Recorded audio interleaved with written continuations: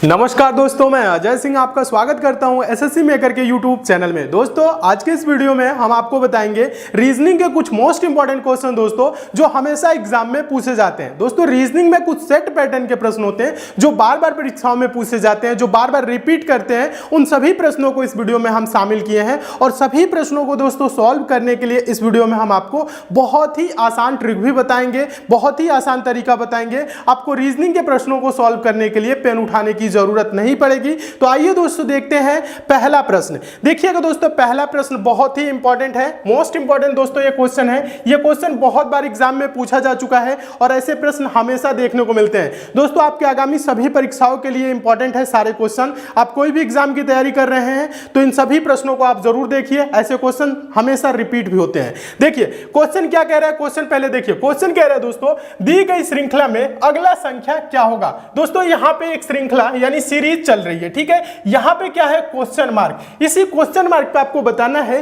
कि कौन सी संख्या होगी। तो देखिए श्रृंखला से रिलेटेड कभी भी क्वेश्चन आएगा तो सबसे पहले आप क्या करेंगे, श्रृंखला के संख्याओं को ध्यान से देखेंगे।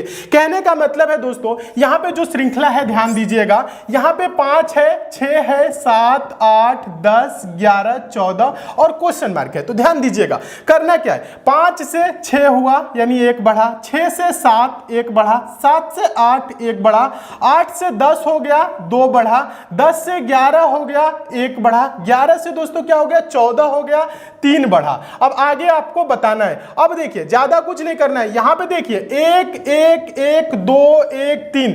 कोई आपको यहां पे क्लू मिल रहा है कि इसका हम आंसर आगे दे सकते हैं। यहां पे आपको किसी प्रकार से ऐसा आइडिया नहीं लग रहा होगा कि इसका हम आंसर दे देंगे, क्योंकि एक सीक्वेंस में नहीं बढ़ रहा है। यहां पे तो 1 बढ़ा, यहां पे 1, यहां पे 1, यहां पे 2 बढ़ गया, यहां पे 1 बढ़ा, यहां पे 3 बढ़ा। तो आपको ऐसे लग रहा होगा कि हम ऐसे आंसर नहीं दे सकते। जब आपको ऐसे लगे क्वेश्चन इस टाइप का है तो आप क्या करेंगे दोस्तों, एक एक संख्या को छोड़ के देखेंगे। कहने का मतलब है, ध्यान दीजिएगा, ये क्वेश्चन है ना, यहां पे आप देखिए, आप क्या करिए, एक एक संख्या को छोड़ के देखिए। एक एक संख्या को छोड़ के कहने का मतलब है 5 के बाद 6 नहीं, 5 के बाद आप देखिए 7, कितना बढ़ा दोस्तों 2 बढ़ा। 7 के बाद से दोस्तों 10, कितना बढ़ा 3 बढ़ा।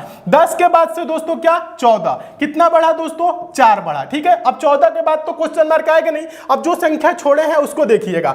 6 से देखिए, यहां पे देखिए 2 बढ़ा, 3 बढ़ा, 4 बढ़ा। ये तो समझ में आपके आ रही होगी, ठीक है, ये बात आपको समझ में आ गई। देखिए अब देखिए 6 से दोस्तों क्या हुआ 8, कितना बढ़ा 2 बढ़ा। फिर देखिए 8 से दोस्तों क्या हो गया 11, कितना बढ़ा 3 बढ़ा, ठीक है। अब देखिए 11 से क्या होगा दोस्तों बताइए, यहां पे देखिए नीचे 2 बढ़ा, 3 बढ़ा, 4 बढ़ा, ऊपर भी 2 बढ़ा, 3 बढ़ा। अब क्या होगा दोस्तों 4 बढ़ेगा। 4 बढ़ेगा तो 11 में दोस्तों आप 4 जोड़ेंगे तो क्या होगा दोस्तों 15 होगा। क्या होगा दोस्तों, क्वेश्चन मार्क पे 15 होगा। देखिए 15 किस ऑप्शन में है, देखेंगे ऑप्शन नंबर पहले में है, तो आपका ऑप्शन नंबर पहला दोस्तों क्या हो जाएगा, सही हो जाएगा। तो दोस्तों हम उम्मीद करते हैं आप इस प्रश्न को बहुत अच्छे तरीके से समझ गए होंगे और इस टाइप के क्वेश्चन आपके एग्जाम में आएगा तो आप अच्छे से सॉल्व कर लेंगे। और ऐसे क्वेश्चन हमेशा एग्जाम में देखने को मिलते हैं, ठीक है। प्रश्नों को नोट जरूर किया करिएगा क्योंकि सारे मोस्ट इंपॉर्टेंट क्वेश्चन हम इसमें शामिल किए हैं, जितने भी क्वेश्चन है। चलिए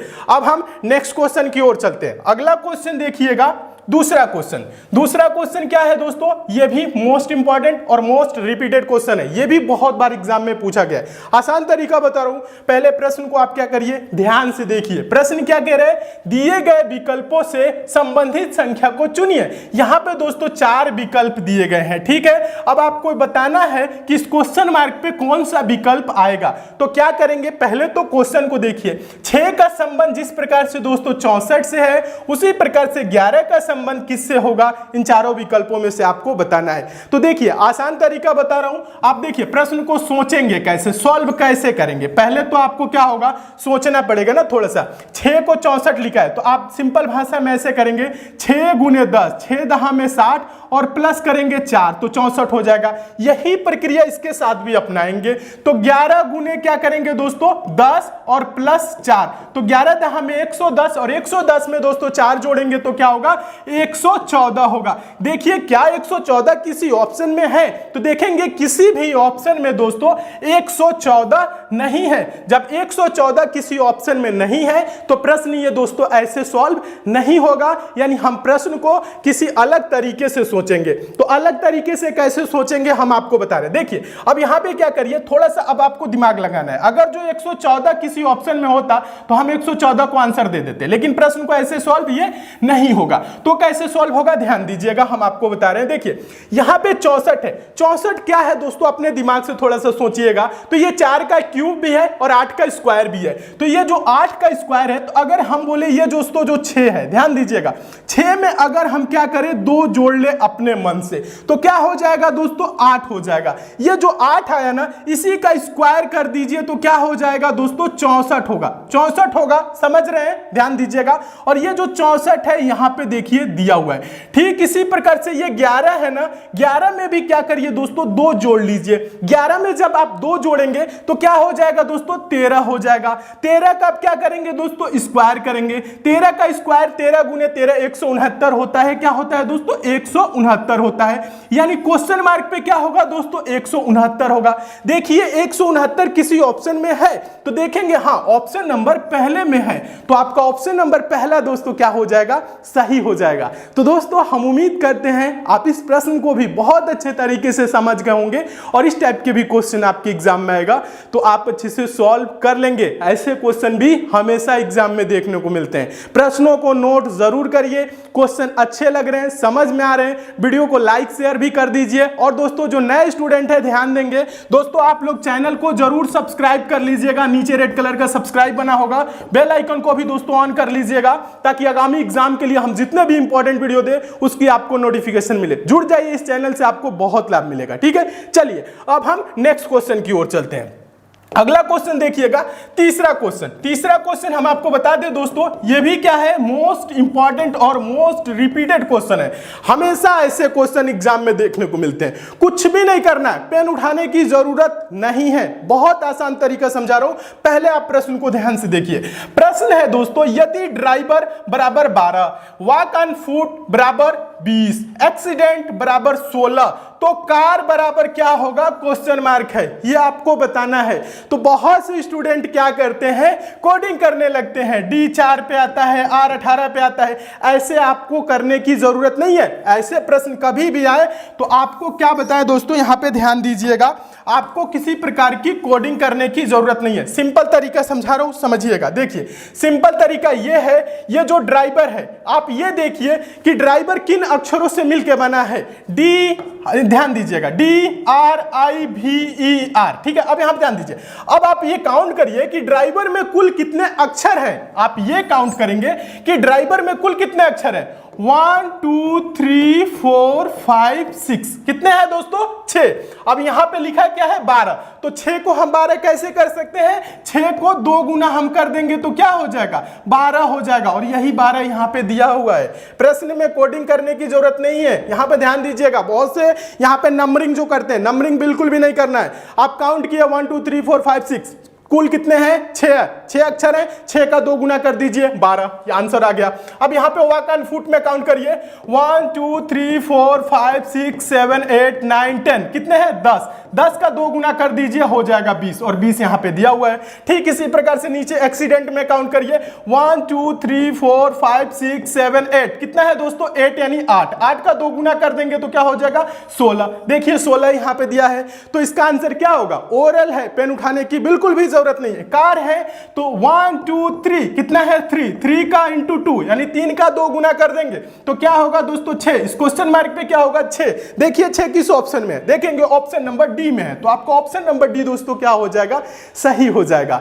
तो दोस्तों हम उम्मीद करते हैं आप इस प्रश्न को भी बहुत अच्छे तरीके से समझ गए होंगे और इस टाइप के भी क्वेश्चन आपके एग्जाम में आएगा तो आप अच्छे से सॉल्व कर लेंगे। ऐसे क्वेश्चन भी हमेशा एग्जाम में देखने को मिलते हैं। ठीक है, सभी प्रश्नों को नोट जरूर करिएगा और इसकी पीडीएफ भी हम टेलीग्राम पे दे देंगे। टेलीग्राम का लिंक नीचे डिस्क्रिप्शन बॉक्स में, कमेंट बॉक्स में, टेलीग्राम को आप जरूर ज्वाइन कर लीजिए। ठीक है, ज्वाइन कर लेंगे, इसकी पीडीएफ दे देंगे, एक बार अपने आप से भी अच्छे से जरूर देख लीजिएगा। ठीक है, चलिए अब हम नेक्स्ट क्वेश्चन की ओर चलते हैं। अगला क्वेश्चन देखिएगा, चौथा क्वेश्चन बता दें दोस्तों, ये भी इंपॉर्टेंट क्वेश्चन है। ऐसे भी क्वेश्चन हमेशा देखने को मिलते हैं। ऐसे प्रश्नों को सॉल्व करने के लिए दोस्तों बहुत से स्टूडेंट देखते हैं जो बड़ा छोटा का सिंबल होता है दोस्तों, इसका यूज करते हैं। तो आपको ऐसे प्रश्नों को सॉल्व करने करने के लिए ये वाली सिंबल यूज करने की जरूरत नहीं है, एक लाइन में आंसर आएगा। कैसे आएगा हम आपको बता रहे।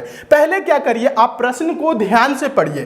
प्रश्न ये बोल रहा है दोस्तों, P Q से छोटा है परंतु T से लंबा है, R सबसे लंबा है तथा S P से छोटा है परंतु सबसे छोटा नहीं है।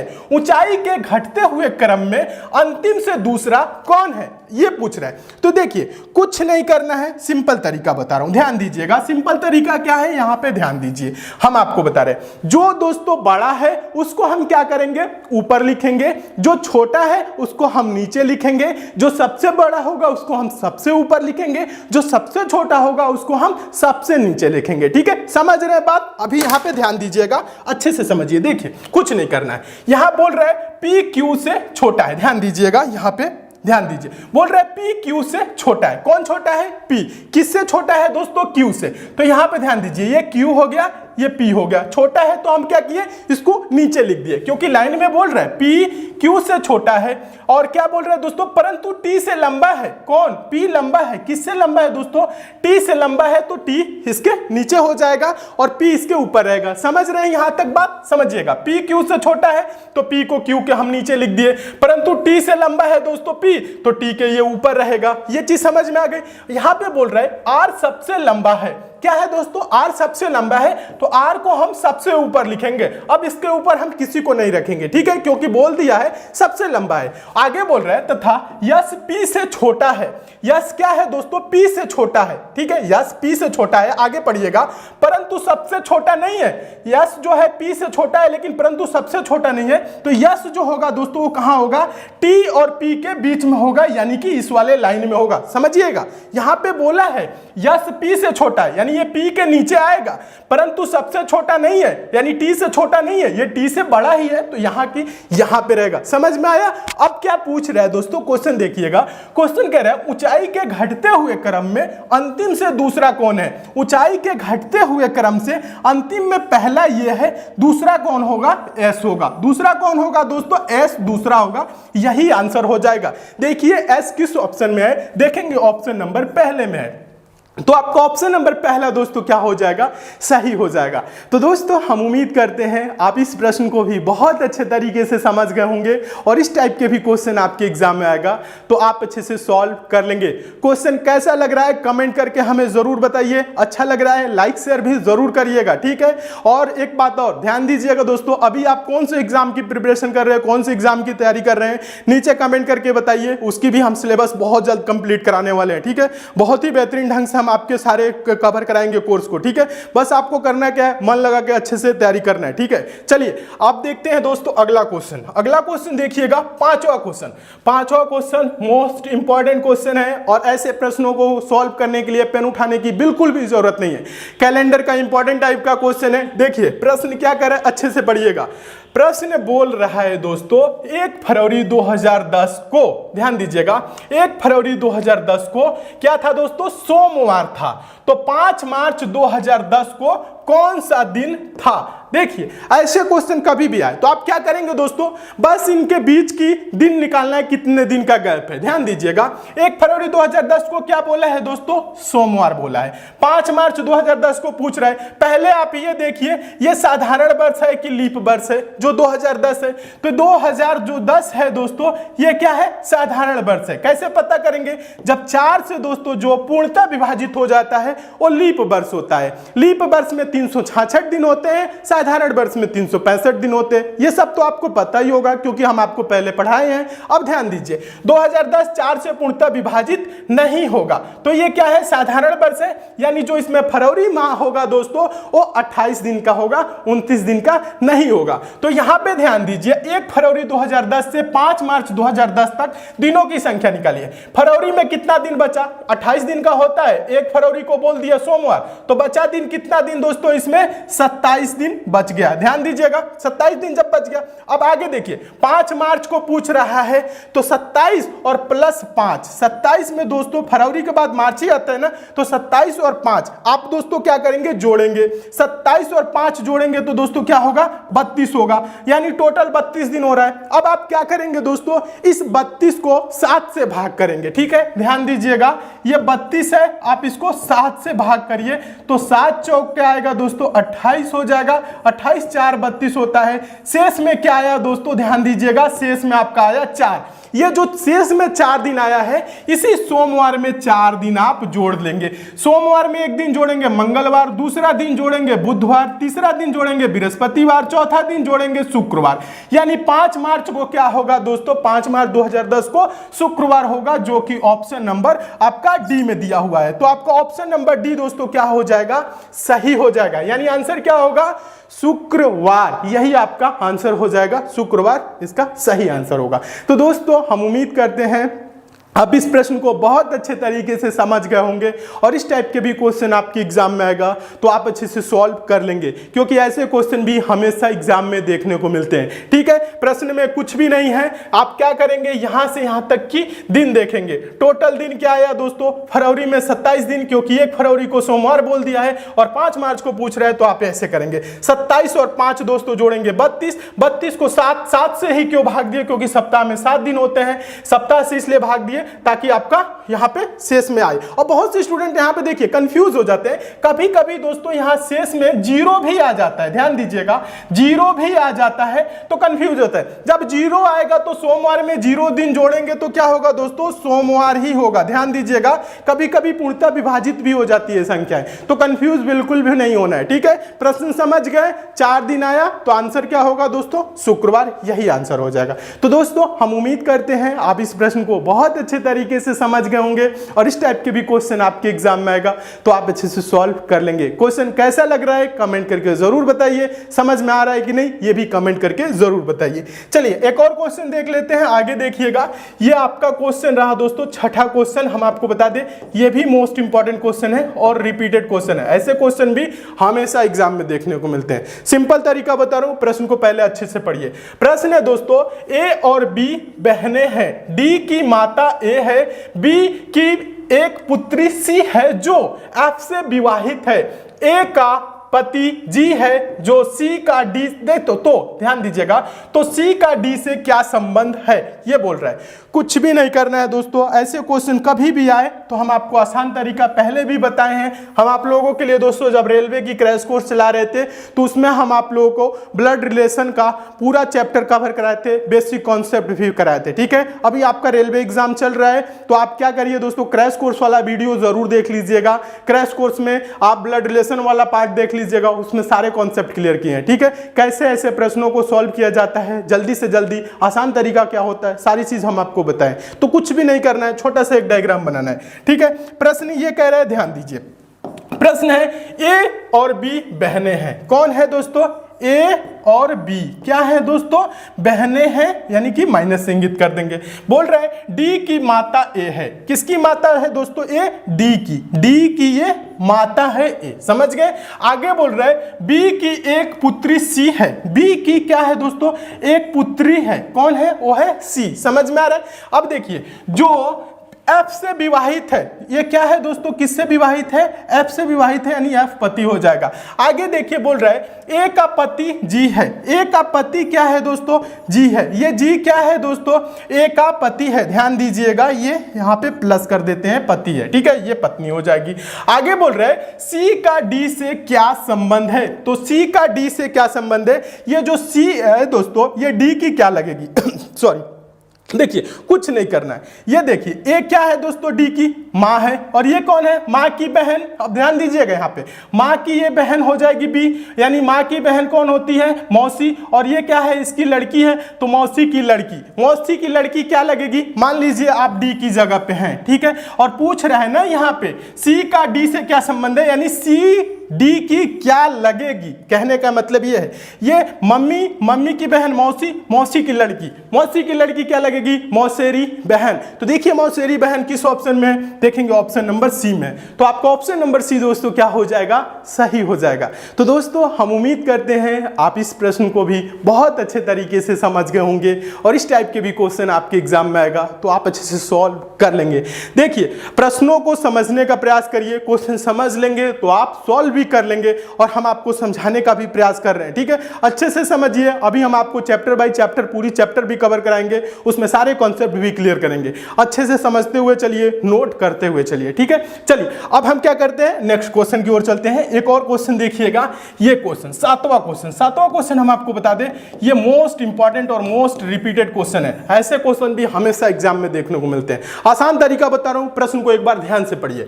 प्रश्न है दोस्तों, यदि किसी सांकेतिक भाषा में चैप्टर CHAPTER को DGBOUDS लिखा जाता है तो ब्राउन BROWN को उसी भाषा में कैसे लिखा जाएगा, ये कह रहा है। देखिए कुछ भी नहीं करना है, आसान तरीका बता रहा हूं। आप क्या करिए, पहले दोस्तों देखिए कि यहां पे ये चैप्टर को ये कैसे DGBOUDS लिखा है। आप ऐसे सोचेंगे, देखिएगा हम समझाते हैं। ये C है ना, C को क्या लिखा है दोस्तों, D लिखा है, यानी बाद वाला लिखा है। ये H है ना, H को G लिखा है, G कब आता है, H के पहले आता है। A है, A को B लिखा है, यानी बाद वाला लिखा है। ये P है, O लिखा है, यानी पहले वाला लिखा है। ये T को U लिखा है, बाद वाला लिखा है। ये E को D लिखा है, यानी पहले वाला लिखा है। ये R है, S लिखा है, यानी बाद वाला। यानी कर क्या रहा है, एक बाद वाला, एक पहले वाला, एक बाद वाला, एक पहले वाला, इस प्रकार से लिख रहा है। तो अब आप ऐसे ही आंसर दे सकते हैं।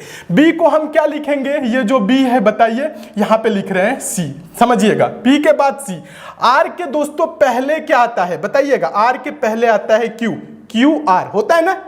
अब देखिए O के क्या है दोस्तों, बाद वाला, O के बाद क्या आता है P, V देखिए सॉरी W के पहले क्या आता है दोस्तों बताइएगा, V, N के बाद क्या आता है दोस्तों, MNO, समझ रहे हैं ना, O। अब यहां पे देखिए CQPVO, ये इसका आंसर होगा। देखिए CQPVO किस ऑप्शन में है, देखेंगे ऑप्शन नंबर तीसरे में दिया हुआ है CQPVO, तो यही आपका आंसर हो जाएगा। तो दोस्तों हम उम्मीद करते हैं आप इस प्रश्न को भी बहुत अच्छे तरीके से समझ गए होंगे और इस टाइप के भी क्वेश्चन आपके एग्जाम में आएगा तो आप अच्छे से सॉल्व कर लेंगे। सारे इंपॉर्टेंट क्वेश्चन है, सभी प्रश्नों को दोस्तों नोट जरूर करिए। इसकी PDF हम आपको दे देंगे टेलीग्राम पे, टेलीग्राम का लिंक नीचे डिस्क्रिप्शन बॉक्स में, टेलीग्राम को आप ज्वाइन कर लीजिए। और हम आपको बता दें दोस्तों SSC मेकर के द्वारा एक स्पेशल ईबुक भी लॉन्च की गई है जो आपके आगामी एग्जाम के लिए बहुत ही इंपॉर्टेंट है। ईबुक का लिंक दोस्तों नीचे डिस्क्रिप्शन बॉक्स में दिया हूं, कमेंट बॉक्स में भी लिंक है। ईबुक को भी लेकर आप जरूर पढ़ लीजिएगा। ईबुक भी आपके एग्जाम के लिए बहुत ही इंपॉर्टेंट है, उसमें 1500 प्लस क्वेश्चन है, जो मोस्ट इंपॉर्टेंट क्वेश्चन है, जो मोस्ट रिपीटेड क्वेश्चन है, जो बार बार परीक्षाओं में पूछे जाते हैं, उन प्रश्नों को उस ईबुक में शामिल किया गया है। ईबुक का लिंक नीचे डिस्क्रिप्शन बॉक्स में है, टेलीग्राम पे भी लिंक है, आप कहीं से भी ईबुक को भी जरूर डाउनलोड कर लीजिएगा, ठीक है। वीडियो कैसा लगा कमेंट करके जरूर बताइए, अच्छा लगा है लाइक शेयर कर दीजिए, चैनल पे नए हैं चैनल को सब्सक्राइब कर लीजिए, नोटिफिकेशन बेल को भी ऑन कर लीजिए ताकि आगामी एग्जाम के लिए हम जितने भी इंपॉर्टेंट वीडियो दे उसकी आपको नोटिफिकेशन मिले। और आगे आप ये जरूर बताइएगा कमेंट करके कि कौन से एग्जाम की आप तैयारी कर रहे हैं। तो मिलते हैं दोस्तों अगले वीडियो में और भी इंपॉर्टेंट प्रश्नों के साथ, तब तक के लिए दोस्तों धन्यवाद।